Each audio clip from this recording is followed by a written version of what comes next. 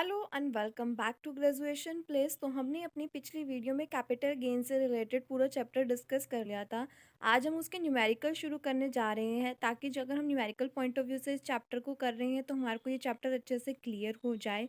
सो इसमें सबसे पहला एग्जांपल उन्होंने क्या बोला है कि जो मिस्टर संजीव हैं वो एक इंडिया के रेजिडेंट हैं और उन्होंने अपना फॉलोइंग इन्फॉर्मेशन उन्होंने बता रखा है कि उन्होंने क्या क्या फर्निश करवाया अपना प्रीवियस ईयर 2021 में। सबसे पहले उन्होंने बता रखा है कि बिज़नेस एंड प्रोफेशनल इनकम है उसकी 57,000 की। हम सबसे पहले उनकी एक जो कंप्यूटेशन हम बिज़नेस और प्रोफेशन का एक अलग से हेड का हम कंप्यूटेशन करते हैं उसमें लिख देंगे इनकम फ्रॉम बिज़नेस और प्रोफेशन 57,000। उसके बाद उन्होंने बता रखा है कि capital gain ₹10,500 from a house which he acquired इन 1920।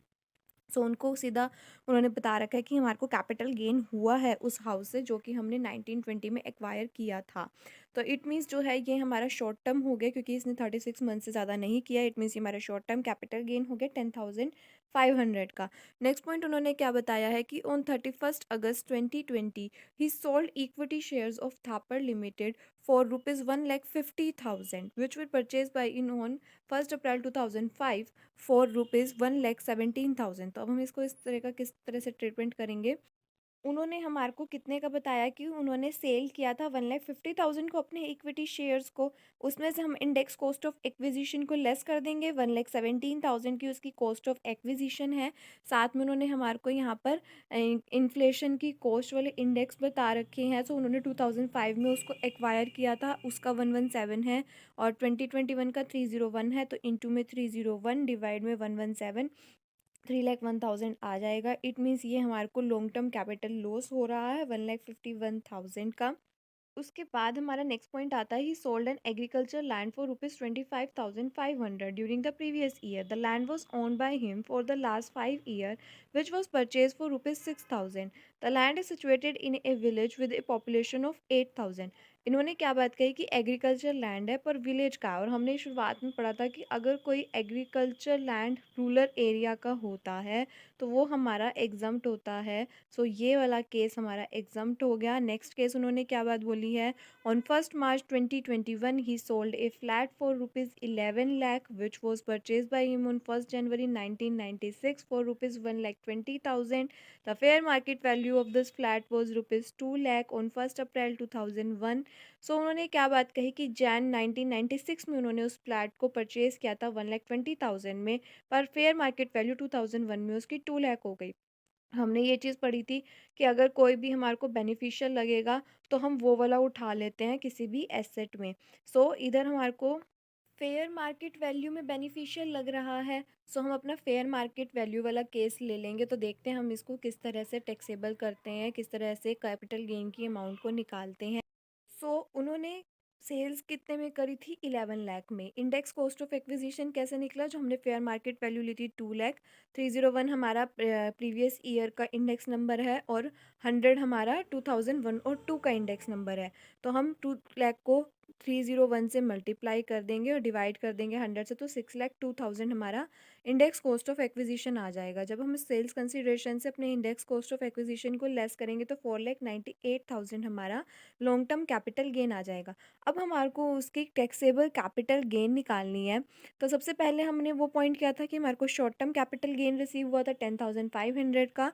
उसके बाद लॉन्ग टर्म कैपिटल गेन हमको रिसीव हुआ 4,98,000 का और लॉस हुआ 1,51,000 का। तो इसको हम सेट कर देंगे तो 3,47,000 का हमारे को टोटल कैपिटल गेन हुआ है लॉन्ग टर्म में। और हम 3,47,000 को ऐड कर देंगे 10,500 के साथ तो हमारे टैक्सेबल कैपिटल गेन की इनकम आ जाएगी। अब अगर हम टोटल टैक्सेबल इनकम की बात करें तो हमारा बिजनेस और प्रोफेशन से 57,000 का इनकम थी, कैपिटल गेन से 3,57,500 की थी। टोटल टैक्सेबल इनकम हमारी 4,14,500 की हो गई। उसके बाद हमारा नेक्स्ट एग्जाम्पल आता है mister Hari Mohan submit the following particular of his income for the previous year 2021। तो उन्होंने ये सारी इन्फॉर्मेशन सबमिट करवाई है। बिजनेस इनकम जो है उनकी वो 3,35,000 की है। सो हम सबसे पहले उनकी बिजनेस इनकम का कॉलम बना लेते हैं कि जो हम लिखते हैं कंप्यूटेशन ऑफ टैक्सेबल, जो अलग हेड में उनका टैक्सेबल करता है। तो इनकम फ्रॉम बिजनेस 3,35,000 उनका एक अलग से हेड बन गया इनकम फ्रॉम बिजनेस और प्रोफेशन वाले का।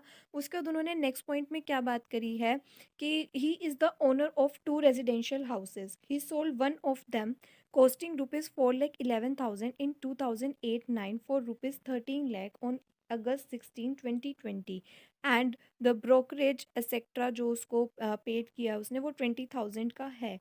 सो हम अपना जो भी हमारे को सेल्स हुई है उसमें से सेलिंग एक्सपेंसेस जो 20,000 ब्रोकरेज वाले हुए हैं वो लेस कर देंगे और उसके बाद cost of acquisition index cost of acquisition को लेस कर देंगे। तो हमने 4,11,000 में उस टाइम पर परचेज़ करी थी और इनटू में 301 हमारा प्रीवियस ईयर का इंडेक्स नंबर है। हमने इसको परचेज़ कब किया था 2008 और 9 में। सो हमारा 8 और 9 का 137 है। सो डिवाइड में 137 कर देंगे। Cost of index cost of acquisition की कॉस्ट आ जाएगी 9,03,000। इसको भी अगर हम सेल्स कंसिडरेशन से लेस कर देंगे तो 3,77,000 हमारा लॉन्ग टर्म कैपिटल गेन आ जाएगा रेजिडेंशियल हाउस के केस में। उसके बाद उन्होंने क्या बात कही है नेक्स्ट केस में कि on 30th November 2020 he sold his personal car for 90,000 which purchase मतलब कि which was purchase 4 years back for 1 lakh. अब उन्होंने अपनी पर्सनल कार को जो है वो सेल कर दिया है और पर्सनल जो होता है वो एग्जम्प्ट होता है, जो भी उसकी एसेट का वो होता है। सो ये केस हमारे लिए एग्जम्प्ट है। फिर इसमें नेक्स्ट पॉइंट आता है he sold ancestral ornaments on 1 July 2020 for 29 lakh which had cost his grandfather 50,000 in 1945 and whose fair market value on 1 April 2001 was 10 lakh. अब हमारे को इससे कितना कैपिटल गेन हुआ है वो कंप्यूट करना है। सो उन्होंने कितने की सेल करी है वो 29 लाख की। इंडेक्स कॉस्ट ऑफ एक्विजिशन क्या होगा कि इसमें उन्होंने हमारे को बता रखा है कि 50,000 की उनके ग्रैंडफादर ने खरीदी थी 1945 में, जबकि उसके 1 अप्रैल 2001 को 10 लाख की फेयर मार्केट वैल्यू थी। बेनिफिशियल कौन सा हुआ 10 लाख। तो हम इसमें इंडेक्स कॉस्ट ऑफ एक्विजिशन को कंप्यूट करते हुए 10 लाख की अमाउंट ले लेंगे इनटू में प्रीवियस ईयर का इंडेक्स नंबर 301 डिवाइड में 2001 और 2 का इंडेक्स नंबर 100। तो हमारा इंडेक्स कॉस्ट ऑफ एक्विजिशन आ जाएगा 30,10,000। अगर हम सेल्स कंसिडरेशन में से इंडेक्स कॉस्ट ऑफ एक्विजिशन को लेस कर देंगे तो हमारे पास लॉन्ग टर्म कैपिटल लॉस आ रहा है 1,10,000 का। अब हमारे सारे पॉइंट्स हो गए तो अब हम इसकी taxable income from capital gain निकाल लेंगे। सो हमारा थर्ड पॉइंट तो वैसे ही एग्जाम्प्ट हो गया था। सेकंड पॉइंट में कैपिटल गेन हो रहा है 3,77,000 का और फोर्थ पॉइंट में लॉस हो रहा है 1,10,000 का। इसको अगर हम एडलेस कर देंगे तो 2,67,000 हमारे पास लॉन्ग टर्म कैपिटल गेन आ रहा है। तो ये हमारी कैपिटल गेन की टैक्सेबल इनकम आ गई।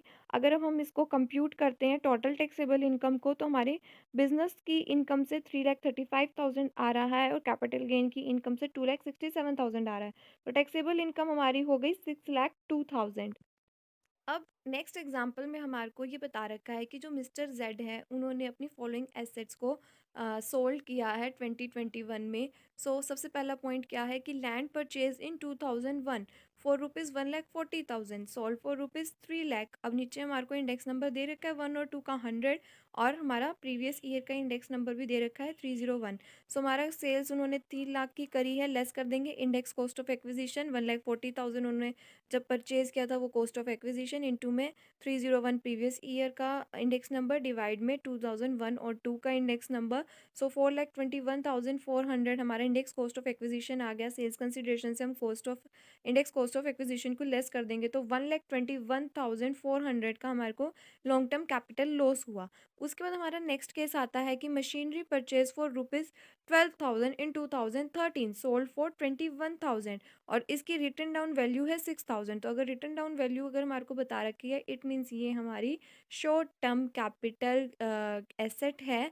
और हम इसको किस तरह से करेंगे कि 21,000 का हमने इसको सेल्स कंसिडरेशन है तो लेस कर देंगे रिटर्न डाउन वैल्यू को जो कि हमारी 6,000 है। इससे हमारा 15,000 हमारा शॉर्ट टर्म कैपिटल गेन आ गया। तो हमने यही बात पढ़ी थी कि अगर किसी एसेट में हमारे को डेप्रिसिएशन लग रहा है सो वो हमारी शॉर्ट टर्म कैपिटल एसेट हो जाती है और उसको हम शॉर्ट टर्म कैपिटल गेन या लॉस कंप्यूट करते हैं उस एसेट का। सो उसके बाद हमारा नेक्स्ट केस आता है कि office furniture purchased in April 2019 for ₹1200 sold for 1700। सो अब ये हमारी शॉर्ट टर्म हो गई कि उन्होंने अप्रैल 2019 में ही तो उसको किया था। सो सेल्स उन्होंने 1700 की करी है। पर इसमें एक पॉइंट आता है कि रिटन डाउन वैल्यू लगेगा। क्यों लगेगा? क्योंकि उन्होंने हमारे को ये चीज़ बता रखी है कि 1200 का उन्होंने उसको परचेज़ किया था और हमारे को ये चीज़ पता है कि अगर हमारा कोई ऑफिस का फर्नीचर है, सो उस पे 10% डेप्रिसिएशन लगता है। सो 1200 पे 10% का डेप्रिसिएशन लेस कर देंगे तो 120 लेस हो गया। सो 1080 आ जाएगा, जिससे कि हमारा शॉर्ट टर्म कैपिटल गेन आ जाएगा 620। उसके बाद हमारा नेक्स्ट पॉइंट आता है शॉप परचेज्ड इन 2004 और 5 फॉर ₹1,13,000 सोल्ड फॉर ₹1,80,000। मतलब कि हमने एक शॉप परचेज़ करी थी 4 और 5 में, तो उसका हमारे को इंडेक्स नंबर प्रोवाइड करवा रखा है। इट मीन्स कि हमारी लॉन्ग टर्म कैपिटल गेन है। सोल्ड उन्होंने उसको 1,80,000 में किया था। लेस कर देंगे इंडेक्स कॉस्ट ऑफ एक्विजिशन 1,13,000 में उन्होंने उसको परचेज़ किया था, इनटू में प्रीवियस ईयर का 301 इंडेक्स नंबर डिवाइड में 113 जो 2004 और 5 का इंडेक्स नंबर है, तो 3,01,000 हमारा इंडेक्स कॉस्ट ऑफ एक्विजिशन आ गया। सेल्स कंसिडरेशन से इसको लेस कर देंगे। सो हमारे पास लॉन्ग टर्म कैपिटल लॉस आ जाएगा 1,21,000 का। उसके बाद हमारा नेक्स्ट केस उन्होंने क्या बताया है कि रेजिडेंशियल हाउस परचेज इन 2004 और 5 फॉर ₹2,26,000 सोल्ड ऑन 15/4/2020 फॉर ₹10,60,000। तो इसमें भी इंडेक्स कॉस्ट ऑफ एक्विजिशन से लेस हो जाएगा। सेल्स कंसिडरेशन ले रखी है 10,60,000, लेस कर देंगे इंडेक्स कॉस्ट ऑफ एक्विजिशन 2,26,000 की उनकी परचेज की कॉस्ट है, इनटू में प्रीवियस ईयर 301 डिवाइड में 113 जो 2004 और 5 का इंडेक्स नंबर है, तो 6,02,000 हमारा इंडेक्स कॉस्ट ऑफ एक्विजिशन आ गया। सेल्स कंसिडरेशन से इंडेक्स कॉस्ट ऑफ एक्विजिशन को लेस कर देंगे तो 4,58,000 हमारे पास आ जाती है अमाउंट। पर इन्होंने साथ के साथ हमारे को ये चीज़ भी बता रखी है कि he purchase another residential house on 15/3/2021 for 4,50,000। So हम उसको भी परचेज ऑफ न्यू एसेट करके लेस कर देंगे 4,50,000। या फिर हम यहाँ पर ये भी कर सकते हैं कि एग्जम्पशन अंडर सेक्शन 54 एंड उसके बाद उसमें से हम लेस कर देंगे। सो हमारा 8,000 लॉन्ग टर्म कैपिटल गेन आ जाएगा। अब हमारे सारे पॉइंट्स पूरे हो गए हैं, तो हम इसके टैक्सेबल कैपिटल गेन निकाल लेंगे। यहाँ मेरा आंसर गलत आ रहा था इसलिए मैंने इसकी टैक्सेबल इनकम नहीं निकाली, पर आप निकाल लेना। शॉर्ट टर्म दे रखी है उसमें 15,620 हमारा शॉर्ट टर्म कैपिटल गेन आया है और लॉन्ग टर्म कैपिटल लॉस आया था हमारा। दोनों को अगर हम सेट ऑफ कर लेते हैं, जैसे कि जो हमारा फिफ्थ केस है एंड जो उससे पहले वाला केस है जो भी हमारा लॉन्ग टर्म से रिलेटेड है, सो उसको अगर हम सेट ऑफ कर देते हैं तो हमारा 2,34,400 का लॉस आ रहा है। सो अगर हम इन दोनों को सेट कर लेते हैं जो भी हमारे वैक्स, तो इसमें अब हमारा टैक्सेबल इनकम नहीं आ रही है, इसमें हमारा लॉस आ रहा है कैपिटल गेन से, इसलिए मैंने यहाँ पर टैक्सेबल इनकम नहीं निकाली थी। उसके बाद हमारा नेक्स्ट एग्जाम्पल आता है on 1st 8 1997 mister Bhandari purchase a plot for ₹40,000 कि उन्होंने 40,000 का 1997 में एक परचेज किया था प्लॉट, जिसकी फेयर मार्केट वैल्यू जो है अप्रैल 2001 में 80,000 है। और उसके बाद 3/8/2020 में उन्होंने इस प्लॉट को सेल कर दिया 15 लाख में और ब्रोकरेज पे करी 2% सेल्स कंसिडरेशन का। अब हमारे को उन्होंने बताया कि उस सेल्स कंसिडरेशन के अमाउंट से उन्होंने 7,35,000 जो है वो एक रेजिडेंशियल हाउस को कंस्ट्रक्ट करने में इन्वेस्ट कर दिया। और उसका 36/20/21 को कंप्लीट होने से पहले उसके। सो अब हमारे को उसकी टैक्सेबल अमाउंट बतानी है कैपिटल गेन की। अब हमने यहाँ पर एक चीज़ पढ़ी कि उसने एक प्लॉट को सेल किया था और वो रेजिडेंशियल हाउस की कंस्ट्रक्शन के लिए उसको यूज़ कर रहा है उसकी सेल्स कंसिडरेशन की अमाउंट को। इट मीन्स ये हमारा जो है exemption under the section 54 F के अंडर आ गई।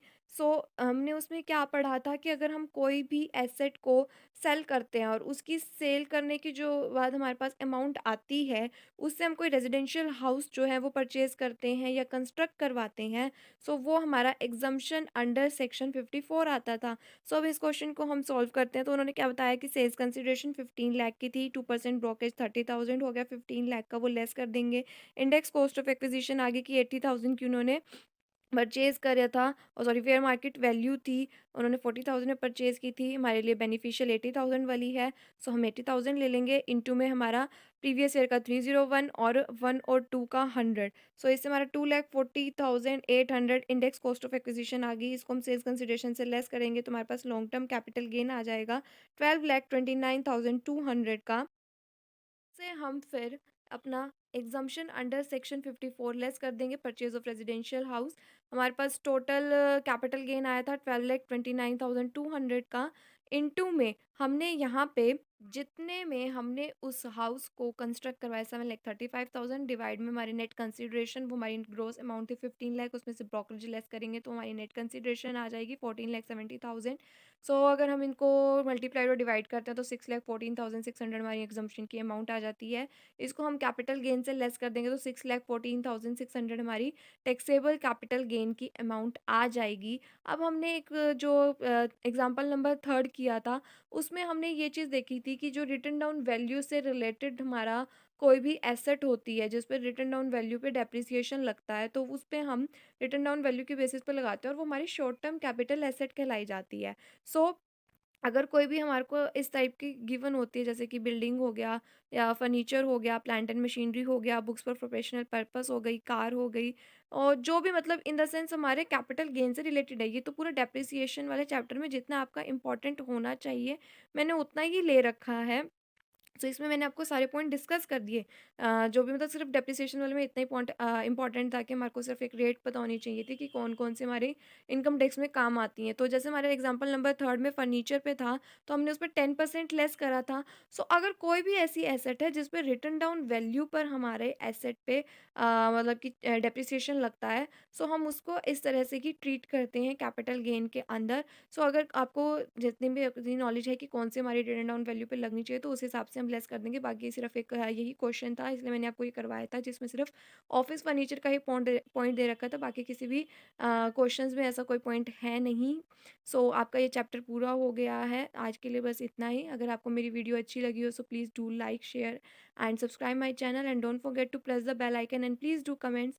एंड अगर आपको मेरे लिखे हुए नोट्स चाहिए हो, तो आप मुझे मेरी जीमेल पर कांटेक्ट कर सकते हैं। My Gmail ID graduationplace756@gmail.com। Thank you.